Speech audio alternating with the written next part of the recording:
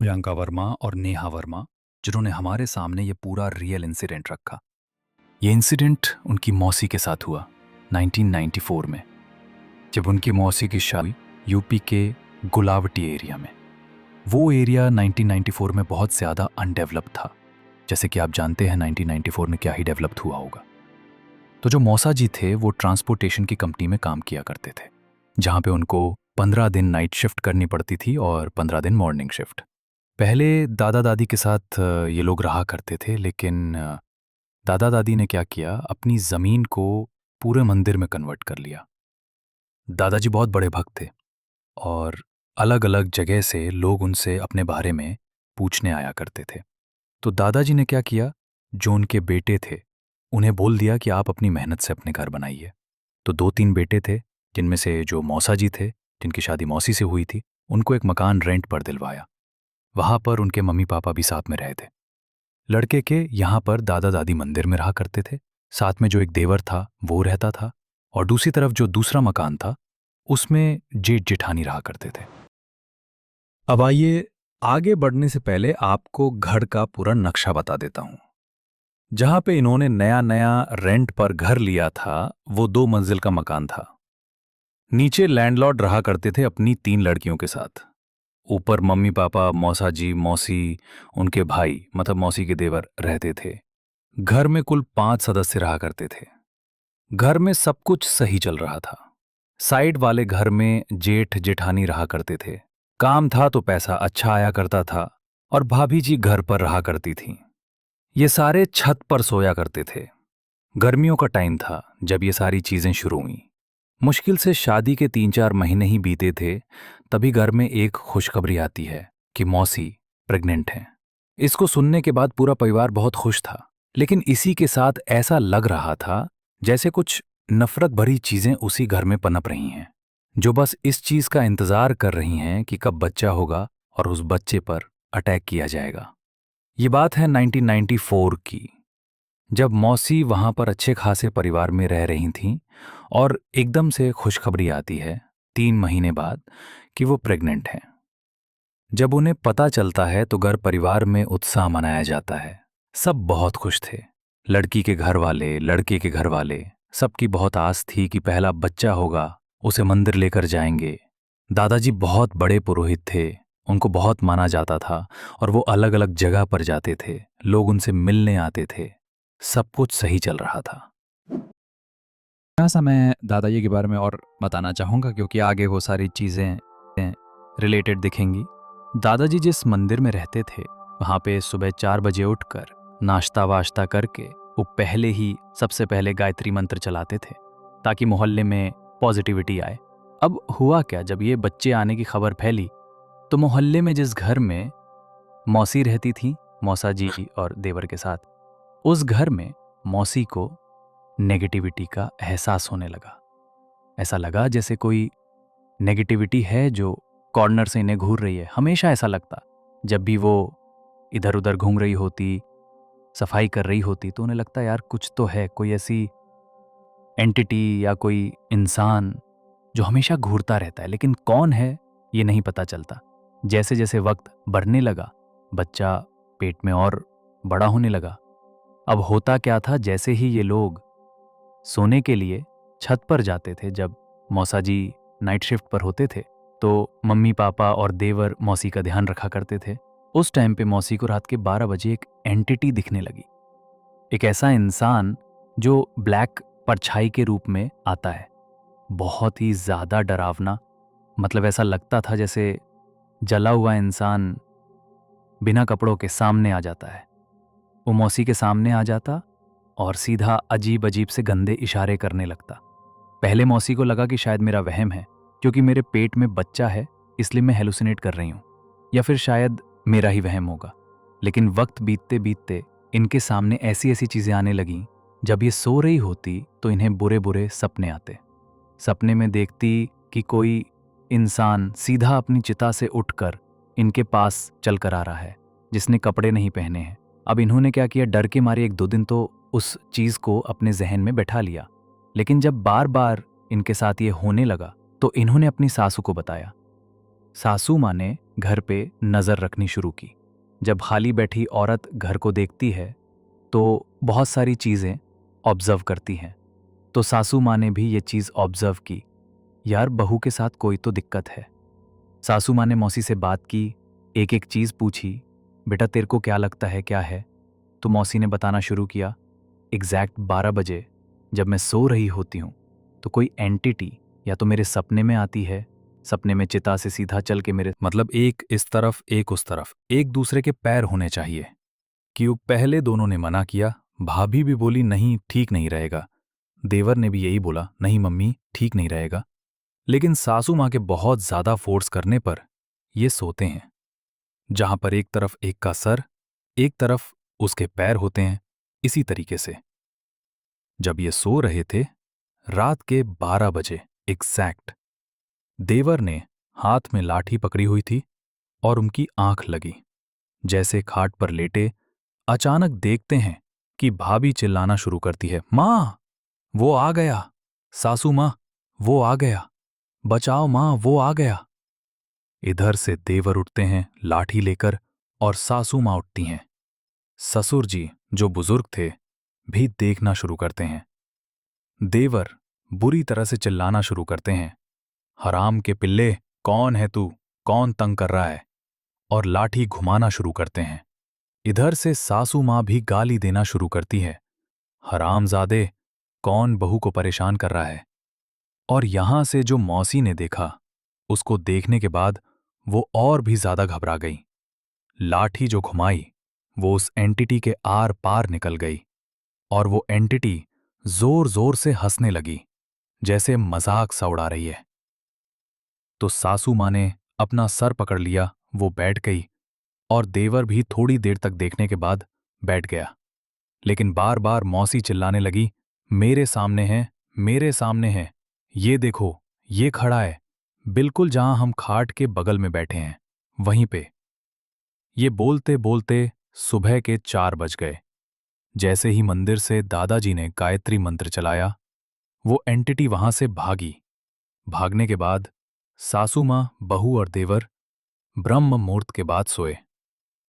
ये जो चीज हुई, एंटिटी दिखते, ये 1 रात हुई, 2 रात हुई, 3 रात हुई और फिर तीसरी रात मौसा जी आ गए। मौसा जी के आने के बाद एक अलग सी चीज होती थी। अगर मौसा जी 15 दिन घर पर होते तो 15 दिन कुछ भी नहीं होता था। सासू माँ, देवर और मौसी ने मौसा जी को कहीं ना कहीं आइडिया दिया था कि उनके साथ क्या हो रहा है, लेकिन सासू माँ और देवर ने बिल्कुल भी इस चीज में हूल नहीं दी, ये सोचकर कि यार हम बताएंगे और कहीं ऐसा ना हो कि मौसा जी अपनी नौकरी से छेड़खानी करे, क्योंकि इस टाइम पे घर में अर्निंग करने वाले सिर्फ वही थे। मौसी भी अपनी तरफ से एडजस्ट करने की पूरी कोशिश कर रही थी, लेकिन हो क्या रहा था ये चीज समझ में ही नहीं आ रही थी। इनके साथ ये वारदात धीरे धीरे बढ़ने लगी। अब जो बताने वाला हूं उसे ध्यान से सुनिए। सुबह के टाइम, दिन दहाड़े ये सब कुछ होने लग गया। मतलब ऐसा होने लगा, अगर मौसी को थोड़ा भी टाइम मिला, उनका पेट निकला हुआ है, वो झाड़ू पोंछा लगा रही हैं, और अगर वो थक कर खाट पर लेटने जाती हैं तो वो एंटिटी कहीं से भी चलकर आ जाती। और इन सब चीजों में जो मैं आपको बताने वाला हूं उसे सुनकर आप टहल जाएंगे। मौसी पॉजेज होना स्टार्ट हो गईं और उससे भी ज्यादा हिप्नोटाइज होना स्टार्ट हो गईं। ये मौसी ने खुद प्रियंका और नेहा को बताया। एक टाइम ऐसा आया जब वो एंटिटी मुझे अपनी तरफ बहुत ज्यादा अट्रैक्ट कर रही थी।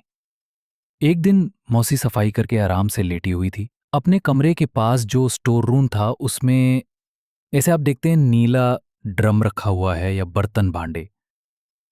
तो धीरे धीरे क्या हुआ, ऐसा लगा जैसे कोई एंटिटी उस स्टोर रूम में गई और पहले ड्रम गिराया, फिर बर्तन गिराए, फिर ग्लास वगैरह गिराए।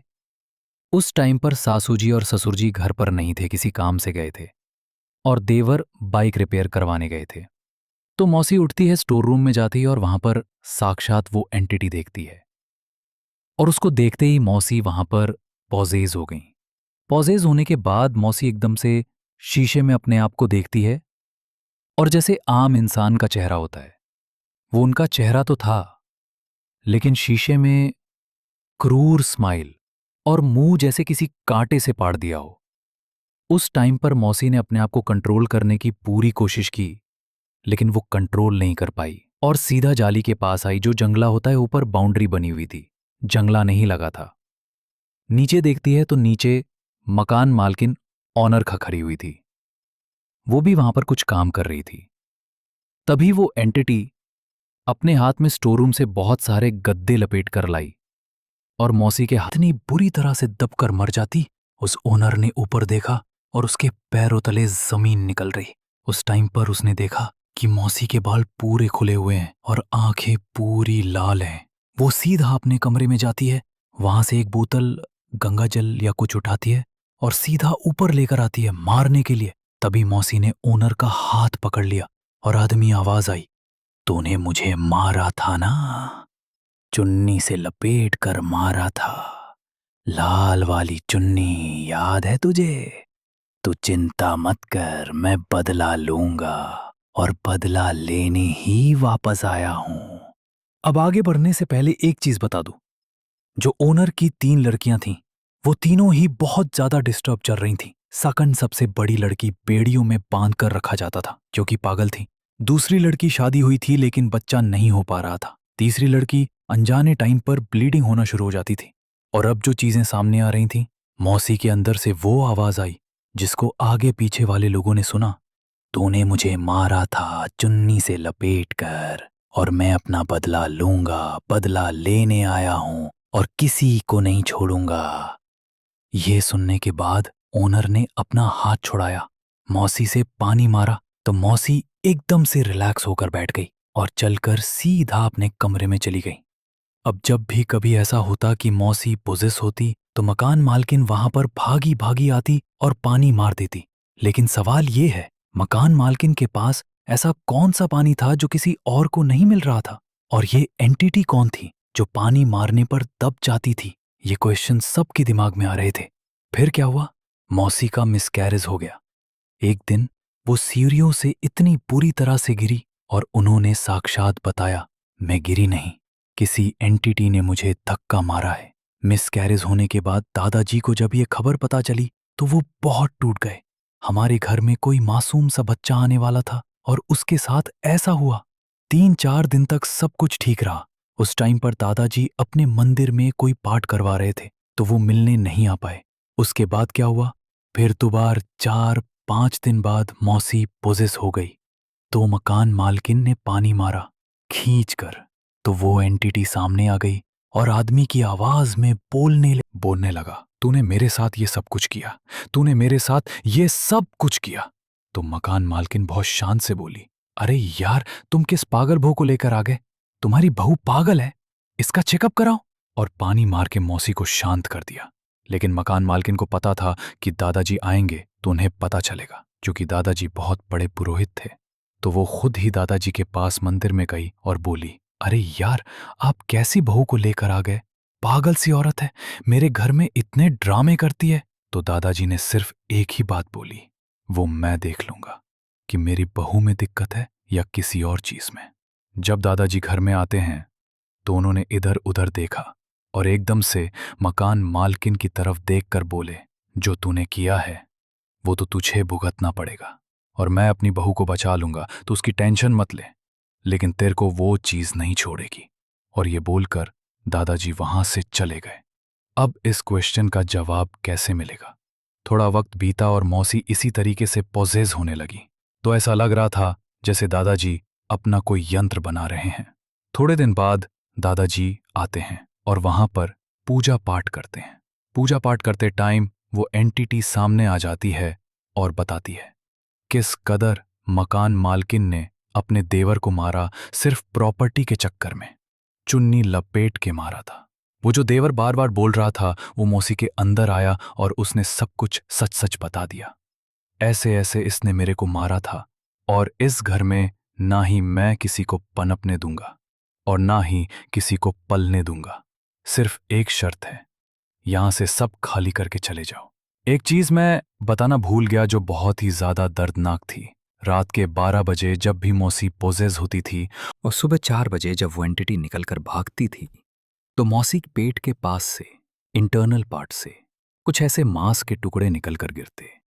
ऐसा लगता था जैसे कोई बच्चा खींचा है वहां से, मतलब तोड़कर बच्चे को खींचा गया। जो मिसकैरेज हुआ था वो इसी वजह से हुआ था। अब जब ये एंटिटी सामने आकर बोल गई तो हुआ क्या? बाद दादाजी ने उन्हें बोला, भाई यहाँ पर मत रहो, मत रहो। 2-3 महीने तक सब कुछ ठीक रहा। उसके बाद जो जेठानी थी उनको दिखने लगा छोटा बच्चा बिना कपड़ों के। अब ये छोटा बच्चा कौन था? ये वो छोटा बच्चा था जो मौसी का मिसकैरेज हुआ था। और वो बच्चा थोड़ा भी बड़ा हुआ तो बिना कपड़ों के जेठानी को दिखना शुरू हो गया। पहले जेठानी को लगा, यार मैं शायद वहम कर रही हूँ, ये सारी चीज़ें तो होती नहीं हैं। लेकिन इसके बाद वो एंटिटी, जो देवर की एंटिटी थी, दिखनी शुरू हो गई। ये सब दिखने के बाद इन्होंने दादाजी को बुलाया और उन्हें बताया ऐसे ऐसे हमारे साथ हो रहा है। तो दादाजी ने इनके घर पर पूजा की दोबारा और इन्हें घर से निकाला। तुम बेशर्म हो एक नंबर के। तुम इतने लालच में आ गए कि तुम्हें पता है इस घर में क्या हो रहा है, फिर भी तुम इस घर में रह रहे हो। इसके बाद क्या हुआ? 2-4 दिन बाद उस घर में, जिस घर में मकान मालकिन रह रही थी अपनी पति और 3 लड़कियों के साथ, पूरे घर के बीच में तड़ाक से तरेड़ पड़ गई। मतलब एक क्रैक आया इतना जोर का, जहाँ पे ऐसा लग रहा था कि पूरे मोहल्ले में गूंज गई आवाज़। मैं इस घर में किसी को रहने नहीं दूंगा, पनपने नहीं दूंगा। वहां से वो मकान मालकिन भी छोड़कर चली गई। प्रियंका और नेहा ने ये चीज़ मेंशन की। अक्षय भाई, जब हम अपने रिलेटिव से गए थे मौसी के मिलने के लिए, तो मौसी ने ये पूरी स्टोरी सुनाई भी और वो घर दिखाया भी। आज भी वो घर ऐसा का ऐसा ही पड़ा हुआ है, जहाँ पे कोई भी नहीं रहता।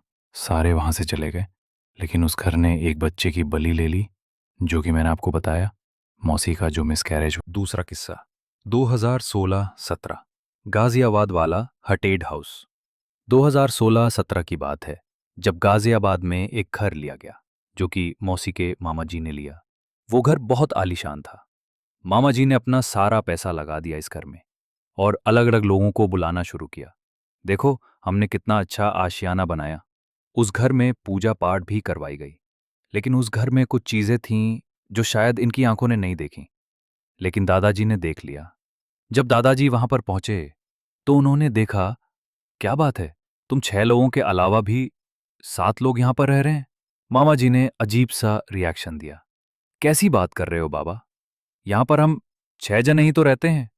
तो बाबा जी ने एकदम से देखा और बोले, जितनी जल्दी हो सके इस घर को खाली कर दो, इससे पहले कि यहां पर मौत की लाइनें लग जाएं। बाबा जी ने ये चीज बोली और वहां से चले गए। उन्होंने न कुछ खाया न पिया। इन्होंने क्या किया, उस बात को हल्के में लिया। सबसे पहले मामा जी के बच्चे बिना वजह मरने शुरू हुए। पहला बच्चा मरा, दूसरा बच्चा मरा, तीसरा बच्चा रह गया। जो बहन का लड़का आया था, बहन को पता चल गया बाबा जी ने सच बोला था। उसने अपने लड़के को वापस बुला लिया। उसके बाद खुद मामा जी की डेथ हो गई। रह गई मामी जी और संदीप, सबसे छोटा लड़का। धीरे धीरे वक्त बीता। मामी जी ने संदीप की शादी करवा दी। कुछ साल बाद संदीप की वाइफ की डेथ हो गई। किस वजह से पता नहीं। लास्ट में रह गए मामी जी, संदीप और उनकी लड़की। कुछ टाइम बाद मामी जी भी निपट गईं। रह गए संदीप और उनकी लड़की। उन्होंने फाइनली डिसीजन लिया, अब हम इस घर को छोड़कर जाएंगे। और कुछ वक्त बाद संदीप और उनकी लड़की भी उस घर को छोड़कर चली गईं। कहते हैं ना, बलि जब जाती है घर में तो अपने साथ कुछ नए चीजें लेकर आती है। अगर आपने भी कभी किसी आत्मा को देखा है या किसी ऐसी डरावनी चीज का सामना किया है जो आज तक, नीचे कमेंट्स करके हमें बताइए, क्योंकि आपकी कहानी हमारी अगली वीडियो हो सकती है। और हाँ, चैनल को सब्सक्राइब करना मत भूलिए। मिलते हैं अगले रियल हॉरर इंसिडेंट में, सिर्फ द रूही रिचुअल्स पर। सब्सक्राइब करें और डर की इस यात्रा में हमारे साथ चलें।